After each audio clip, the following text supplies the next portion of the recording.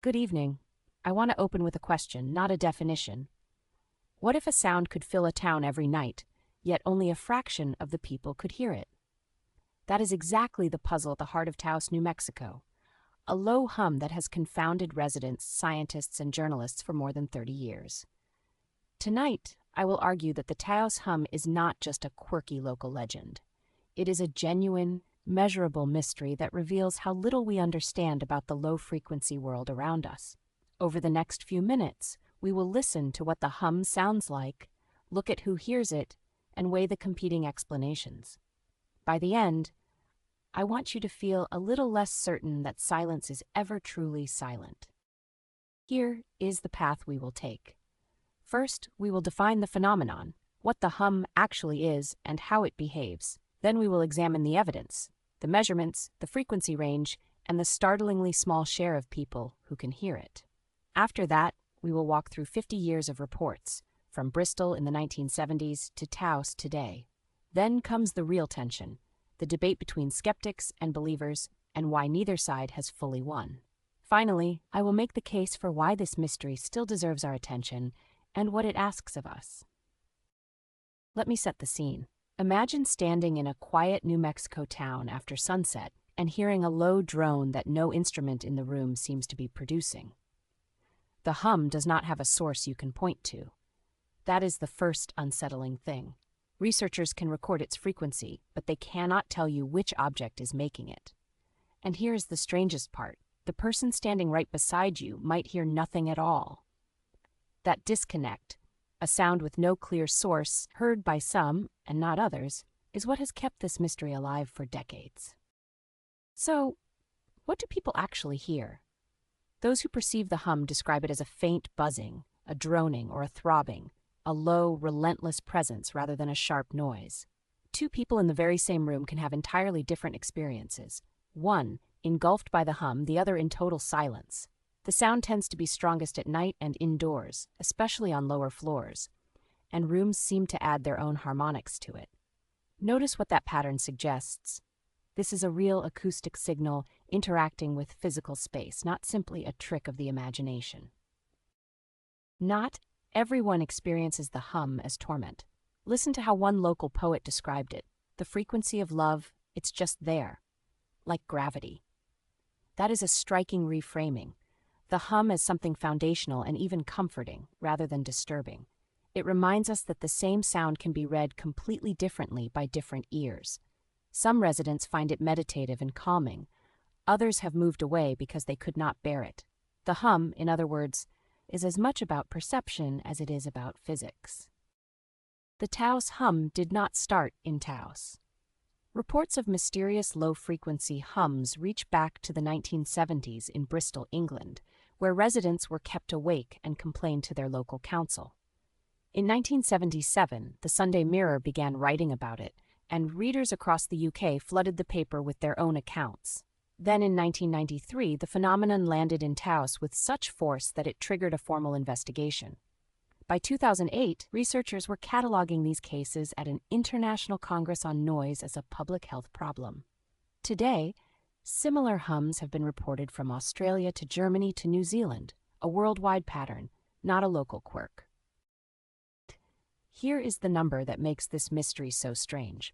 A study of the Taos Hum suggests a minimum of just 2% of the population can detect it, roughly 1 person in 50. That is a tiny slice. But for those who hear it, the hum can be genuinely disturbing, disrupting sleep night after night. Meanwhile, the other 98% hear nothing, which is precisely why some people doubt the hum exists at all. Imagine trying to convince a town that a sound is real when most of them will never hear it. That is the burden every Taos hearer has carried. Let us make that divide visual. This chart shows the estimated split, a small wedge of roughly 2% who hear the hum against the overwhelming majority who hear nothing. Look at how lopsided it is. That asymmetry is the core of the controversy. It is easy to dismiss a phenomenon that most people cannot perceive, and easy for the minority to feel gaslit when they are told the sound is not there. Keep this chart in mind as we turn to the debate, because every argument about the hum is really an argument about whether that 2% can be trusted. Despite all the mystery, the hum is not purely subjective. It has been measured. Through psychophysical matching, researchers deduced a frequency range of 40 to 80 hertz, a deep bass territory at the edge of human hearing. The amplitude was estimated around 60 decibels, roughly the level of normal conversation. And tellingly, the hum mostly appears between sunset and sunrise, disappearing during daylight hours. Those are concrete, repeatable details.